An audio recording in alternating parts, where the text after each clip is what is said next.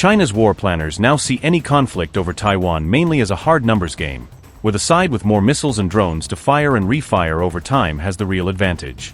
A new PLA study tells China's military to get ready for grinding, high-volume battles fought with cheap weapons in huge numbers, not just a few clean, surgical precision strikes.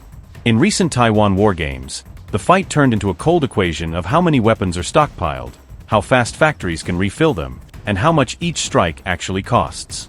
Chinese military writers warn that future wars will be fought in relentless waves of drones and missiles, with constant swarms trying to exhaust and overwhelm enemy defenses.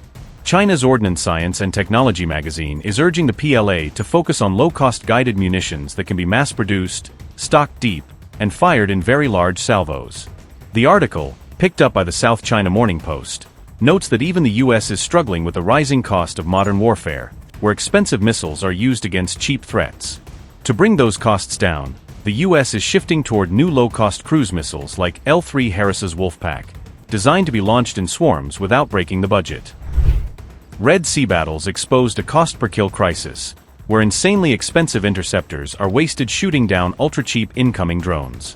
In 2023 alone, missile defense intercepts reportedly ran into the billion-dollar range, revealing how unsustainable current air defense economics really are. Chinese planners are now openly flagging these lessons, with PLA studies dissecting US Red Sea operations to avoid copying the same costly mistakes. Militaries are pushing a high-low mix, blending a smaller number of exquisite high-end weapons with large fleets of simpler, cheaper systems. The United States is moving toward lower-cost long-range systems like the Wolfpack concept, designed for swarm use without crippling budgets. Emerging doctrine envisions mass-use cruise missiles launched from land, sea, and air to saturate enemy defenses from every direction at once.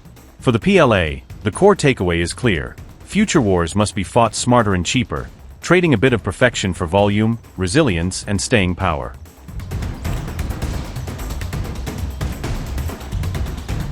The study says China's arsenal should blend a smaller core of elite high-end weapons with huge numbers of cheaper missiles and drones that can be fired in relentless waves.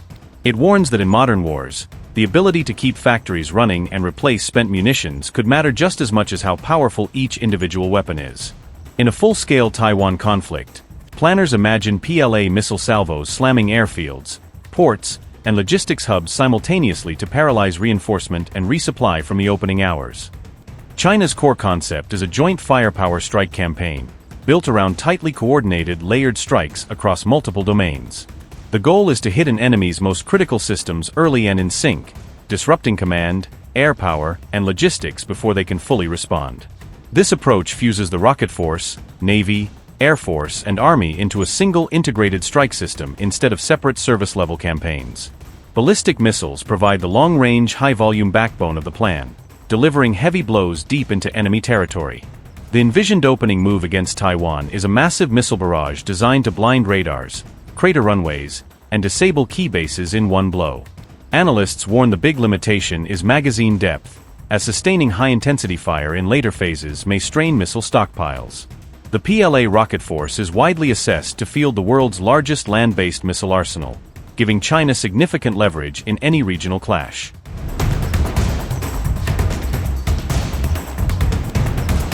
By 2025, even U.S. defense reports were calling the PLA the world's largest land-based missile force, highlighting how quickly China has surged ahead in this domain. By 2024, China was assessed to field about 500 ICBM launchers, more than double its estimated 2020 number, underscoring a rapid, sustained strategic buildup. Since 2000, China has steadily expanded missile production plants around Beijing, Tianjin, and Hebei, adding sprawling new facilities to feed its growing arsenal. Yet studies warn this missile industry remains highly centralized, meaning a few key hubs could become critical bottlenecks if they are disrupted or damaged. These factories depend on precision electronics, specialized explosives, and advanced materials, any of which could be choked off by sanctions, sabotage, or wartime strikes. A well-planned strike on guidance module assembly lines or propellant production could ripple across several missile families at once, slashing output far beyond a single model. A full Taiwan war would brutally test whether China's missile boom can actually be sustained over a long, bleeding campaign, or whether its industrial machine starts to run dry.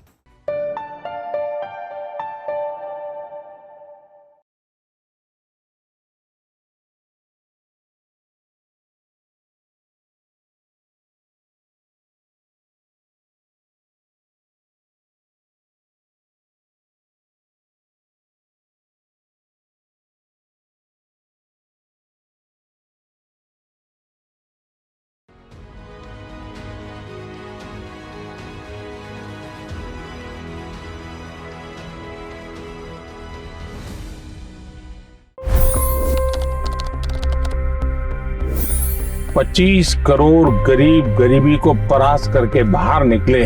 For the good of our nation, let's work together and let's truly make America great again. The fastest news breaks. Requested PM saying that look, you will have to speak to Putin and to Zelensky. The biggest news makers. The relationship with India is probably the most important bilateral relationship the U.S. will have for the rest of this century. The capital delivered quite an election result today. Expert analysis.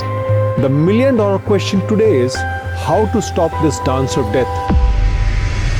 Ground reports. I'm standing at the crossroad of the Kumbh Mela. Behind me are more than 100 entry ghats. Long-form interviews. Exclusionary politics is reflected in Manipur case as well. You don't bother because this is a small state. Deep dive into burning issues. It's often said DRC could be the richest country in the whole world. It's because of what sits underneath. Why exactly did the US topple the Sheikh Hasina government? HD videos. We don't just break news, we break it down.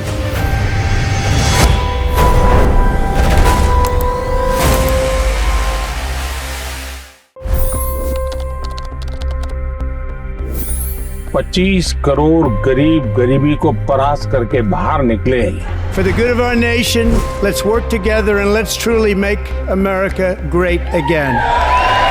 The fastest news breaks. Requested PM saying that look, you will have to speak to Putin and to Zelensky.